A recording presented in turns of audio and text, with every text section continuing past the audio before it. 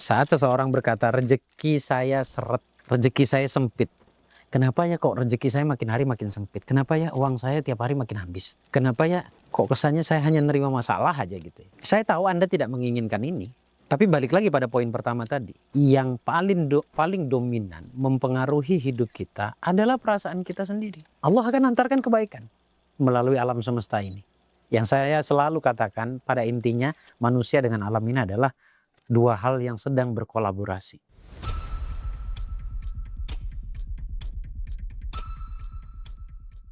Assalamualaikum warahmatullahi wabarakatuh. Selamat malam teman-teman. Pagi, siang, dan malam juga yang nonton siaran ulangnya. Saya perlu sampaikan di sini, channel YouTube Gus Baraja ini adalah channel atau ruang kita sama-sama belajar. Ruang kita belajar bersama agar kita bisa menjadi manusia yang mampu bertumbuh, menjadi manusia yang berinovasi, menjadi manusia yang lebih baik, yang tidak hanya baik secara paras tetapi juga baik secara finansial, ya, baik masa depannya, intinya seperti itu. Ada banyak hal memang yang harus kita bahas, walaupun ada beberapa poin di setiap pembahasan itu kesannya seperti mengulang. Nggak apa-apa mengulang, yang penting memperkuat.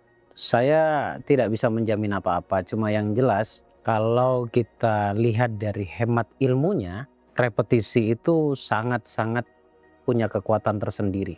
Segimanapun mental block Anda, pengulangan itu tetap mampu mengajak Anda pada perubahan. Kalau itu diulang-ulang.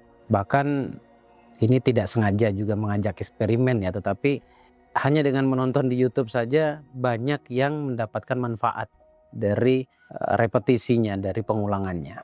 Nah, kali ini saya akan bahas masih bab finansial, bab uang. 1 tahun ke depan dari sekarang saya terus akan bahas tentang uang. Kita sama-sama bereksperimen di sini ya. Untuk lebih dalamnya lagi jangan lupa untuk bergabung di di video eksklusifnya, berlangganan, yang akan update untuk sementara waktu ini 1 minggu 1 kali, berarti dalam 1 bulan ada 4 kali. Seperti itu teman-teman. Dan kali ini saya ingin menjawab pertanyaan, baik itu secara langsung ditanyakan atau hanya terbersit di batin Anda, tentang banyaknya orang yang mengejar uang tapi kondisinya malah makin hancur, kondisinya malah makin sempit, kondisinya malah makin dalam tanda kutip miskin. Itu sebenarnya ada beberapa hal yang harus diperbaiki. Tidak usah dirubah ikhtiarnya. Ikhtiarnya tetap, usahanya tetap, kerja Anda tetap. Kalau rezeki sumbernya dari bisnis, bisnis tetap Anda jalan. Cuma mungkin ada beberapa hal yang harus Anda perhatikan. Dan setelah Anda perhatikan, dapat poinnya, Anda perbaiki. Ya pengalaman yang paling banyak, atau saya lah terutama, saya melihat banyak orang sebenarnya bukan mereka tidak berusaha, mereka bekerja. Yang kesannya mohon maaf, kayak diperbudak oleh uang. Kesannya seperti menjadi budaknya uang, bukan seperti sih. Memang realitanya ya ngejar-ngejar uang tapi seperti nggak ada hasil gitu loh. Dari pagi sampai malam, di malam ketemu pagi lagi. Kadang kan ada seperti itu ya. Tidak salah sih sebenarnya. Cuma barangkali ada beberapa hal yang harus Anda pertimbangkan yang akan saya sampaikan kali ini. Yang pertama, ini sekali lagi bicara kesadaran, olah hati, olah rasa, olah kesadaran ya. Yang pertama adalah kekayaan tidak hanya didapat dari kerja keras, tapi juga dari getaran hati yang ikhlas dan bersih. Mungkin lebih tepatnya damai ya. Kalau ngomong bersih, ntar mikirnya langsung jadi wali lagi. Hati yang ikhlas dan damai. Banyak orang bekerja siang dan malam, tapi rezekinya tetap seret. Lalu timbul pertanyaan, mengapa bisa demikian? Jawabannya adalah karena semesta ini merespon getaran hati yang paling dominan ya. Lantas gunanya ucapan apa? Oh ya tetap, ucapan itu bisa menjadi ampuh kalau didorong oleh getaran hati tadi. Jadi bukan hanya tenaga fisik atau ucapan saja, atau tenaga fisik ini mengarah kepada pekerjaan, yaitu dengan hati yang penuh syukur, sabar, pasrah, maka usaha kita didukung oleh energi positif yang menarik keberlimpahan. Namun juga sebaliknya, kerja keras tapi disertai keluhan, dendam, kebencian, rasa iri, itu justru akan mempersulit atau akan menghasilkan energi penolakan terhadap rezeki itu sendiri. Dimana kita tahu penolakan itu malah menjauhkan kita dari rezeki. Jadi poin pentingnya di pembahasan yang pertama ini adalah bab rasa, yaitu syukur, sabar, dan pasrah. Tapi jujur sebenarnya 3 kata ini adalah 3 kata yang terlalu spiritual. Bahkan saya katakan ini abstrak sih sebenarnya ya. Perlu penjelasan yang lebih detail, yang lebih mengena dan masuk ke segala lini. Masuk ke segala lini itu maksudnya bisa diterima oleh orang awam, bisa diterima juga oleh orang yang sudah paham. Ini abstrak banget. Syukur itu apa sih sebenarnya? Walaupun sebenarnya saya akan jelaskan detailnya nanti di video berikutnya ya. Syukur itu nerima, syukur itu berterima kasih. Tapi ini sekali lagi bukan tentang kata, tetapi tentang rasa. Bagaimana kita bisa menikmati keadaan sekarang, bagaimana kita bisa menerima, kemudian sabar. Sabar ini juga bukan diem ya. Karena banyak yang mengartikan sabar ini diem. Sabar kemudian hatinya dibiarkan dalam keadaan keluh kesah, ya itu namanya juga bukan sabar gitu ya. Jadi sabar itu harus diiringi dengan perasaan yang positif. Balik lagi tentang penerimaan, tentang syukur. Kemudian yang terakhir adalah pasrah. Pasrah dan putus asa itu tipis sekali perbedaannya. Anda perlu cek, Anda itu sebenarnya berada di pasrah atau di putus asa. Kalau Anda dalam kondisi kata Anda pasrah tapi kemudian Anda kecewa dengan ikhtiar atau usaha Anda selama ini, Anda bukan pasrah, tapi lebih tepatnya pada putus asa. Dan putus asa itu dilarang. Itu yang harus mulai diolah dari sekarang. Agar bisa Anda paham bahwa ternyata rezeki untuk didapat atau untuk urusan finansial itu atau rezeki itu sendiri bukan bab kerja keras. Bukan bab dohirnya saja atau fisiknya saja, tetapi juga berbicara tentang bagaimana rasamu, hatimu. Nah, dari poin ini sebenarnya keadaan kita hari ini didominasi oleh perasaan, bukan oleh kerja keras. Jadi kalau mau jujur lagi, yang bisa merubah keadaanmu, finansial itu sendiri misalkan, ya memang bab hati atau bab perasaan. Nggak harus percaya kok omongan saya. Tapi coba ditelaah, apa yang saya sampaikan tadi benar tidak terjadi dalam hidup Anda. Kemudian yang kedua, hati yang ikhlas melapangkan jalan energi keberlimpahan. Hati yang ikhlas akan melapangkan jalannya dulu. Ya, jalan keberlimpahan itu sendiri. Jadi bukan ikhlas langsung dapat duit, enggak. Ikhlas ini pun abstrak juga. Hampir setiap kepala tuh berbeda-beda mendefinisikan kata ikhlas itu sendiri. Ya ikhlas balik lagi ke nerima. Nanti Anda akan tahu poinnya apa sebenarnya. Ikhlas itu ibarat jalan tol spiritual. Tanpa hambatan, nggak ada macet, lempeng aja, lurus aja. Jadi jalur khusus. Ketika kita ikhlas, hati tidak menyimpan rasa kecewa, marah atau cemas itu sendiri, tidak memiliki energi negatif atau lebih condong kepada ikhlas itu sendiri. Dan dalam keadaan kondisi batin yang lapang inilah energi keberlimpahan lebih mudah mengalir masuk ke dalam kehidupan kita. Nah, kalau sudah dirinya terbentuk atau energi keberlimpahan itu sudah mendominan atau mendominasi di dalam jiwa Anda, maka kemudahan-kemudahan itu akan menyertai Anda. Seolah-olah Allah merestui. Gini, sekali lagi saya ingin coba gambarkan. Kenapa sih ada kata Allah meridhoi, Allah merestui? Ridhonya Allah itu diletakkan pada hati orang yang ridho. Jadi gini, tujuan manusia hidup itu esensinya, intinya adalah ibtigha mardatillah, mengharapkan ridhonya Allah. Kalau Allah sudah ridho, bukan berarti tidak ada masalah, tetapi kita akan terlatih ketika ada masalah. Kita akan lebih tahu persis bagaimana menyikapi jika masalah itu datang. Nah, supaya Allah ridho, ternyata ada keterangan menyatakan bagaimana ridhonya kita. Atau dengan kata lain mudahnya begini, kalau kita ridho menerima, Allah pun akan meridhoi kita. Jadi kalau kita menolak, Allah akan berikan sebaliknya. Allah akan berikan sesuatu yang sebenarnya bukan jahat, tapi lebih tepatnya Allah mengedukasi kita bahwa hukum alam itu mengatakan kalau kita baik, energi kita baik, Allah akan antarkan kebaikan melalui alam semesta ini. Yang saya selalu katakan pada intinya manusia dengan alam ini adalah dua hal yang sedang berkolaborasi. Gitu. Jadi Allah ridho, semuanya akan dimudahkan. Tapi kalau agar Allah ridho bagaimana? Ya diri kita dulu. Ridho terhadap apa? Terhadap apa yang sudah Allah berikan. Itu poinnya. Kemudian yang ketiga, orang yang penuh keluhan memblokir aliran rezeki meski bekerja keras. Orang yang tidak bersyukur itu sejatinya sedang memblokir jalan rezekinya sendiri. Sekalipun dia sudah bekerja keras. Sekalipun dia sudah keras. Ya. Ekstrim bahkan dalam kerja mungkin ya, karena keluhan adalah sejatinya doa negatifmu. Walaupun tidak dalam bentuk permintaan, keluhan itu juga gambaran doanya kita. Saat seseorang berkata rezeki saya seret, rezeki saya sempit. Kenapa ya kok rezeki saya makin hari makin sempit? Kenapa ya uang saya tiap hari makin habis? Kenapa ya kok kesannya saya hanya nerima masalah aja gitu? Saya tahu Anda tidak menginginkan ini. Tapi balik lagi pada poin pertama tadi. Yang paling dominan mempengaruhi hidup kita adalah perasaan kita sendiri. Sejujurnya ketika kalimat itu dikeluarkan, diucapkan, energi yang menyertainya pasti energi yang negatif, energi kekurangan. Jadi apa yang harus kita ucapkan? Ya ucapkan yang positif-positif saja. Walaupun ini candaan saya sama Mas Hendra ya. Ngaji Roso. Bohong aja dulu.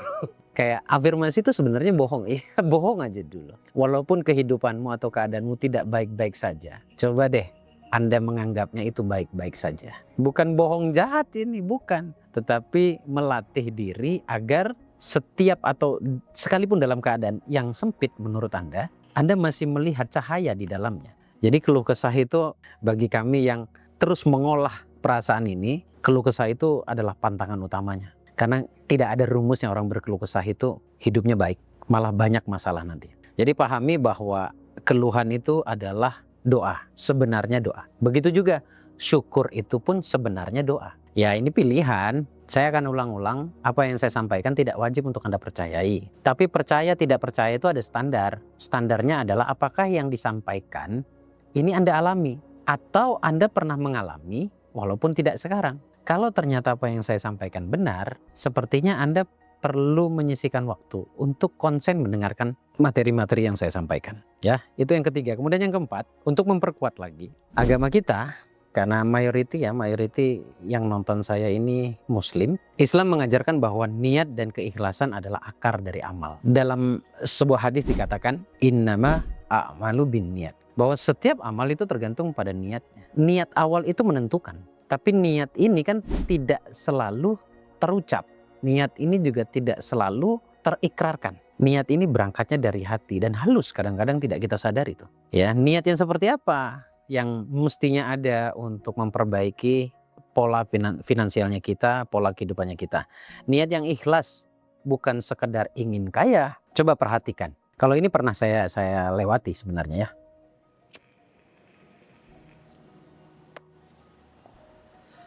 Saya pernah punya niatan kaya, teman-teman. Wallah itu sulit. Apalagi saya punya niat kaya hanya ingin menunjukkan pada orang-orang yang menghina saya. Kalaupun benar kaya, tapi tujuannya dengan niat yang seperti itu hanya akan menjadi problem juga di kemudian hari. Jadi niatnya bukan kaya. Niatlah jadi orang yang bermanfaat. Atau dengan kekayaan Anda ingin menjadi manusia yang lebih bermanfaat lagi. Jadi tujuannya sekali lagi bukan kaya, tetapi menjadi manusia yang bermanfaat. Tadi saya katakan bahwa ini pernah saya alami. Ketika saya merevisi niat awal saya, yaitu saya ingin menjadi manusia yang bermanfaat. Ternyata menyenangkan loh menjadi orang yang bermanfaat. Contoh misalkan ketika saya kaya nanti misalkan. Dulu saya mengatakan itu. Ketika saya kaya nanti. Bukan kaya yang menjadi tujuan utamanya. Tetapi bagaimana dengan kekayaan saya bisa menjadi manusia yang bermanfaat untuk orang lain. Jadi orang bisa senang dengan kehadiran kekayaan. Orang bisa senang dengan kehadiran orang kaya. Dan kemudian orang akan menilai bahwa kekayaan itu baik. Membawa dampak yang sangat baik. Sebaik-baik manusia adalah manusia yang bermanfaat. Khairun nas anfa'uhum linnas. Sebaik-baik manusia adalah manusia yang bermanfaat untuk orang lain. Itu pesan Nabi loh, bukan pesan saya. Dan ini menjadi prinsip saya. Sampai pada akhirnya saya awalnya pingin menjadi manusia yang bermanfaat, setidaknya bagi orang tua saya, keluarga saya. Yang utama adalah orang tua saya. Karena memang pemicunya adalah ketika ayah saya meninggal. Ketika ayah saya meninggal, karena semua bersandar pada ayah saya, ibu saya udah pasti ya. Saya sendiri juga. Setelah itu saya punya impian, saya harus bermanfaat, saya harus bisa menjadi pengganti ayah saya. Dan diijabah oleh Allah. Setelah itu, selain saya bermanfaat untuk orang tua, sati.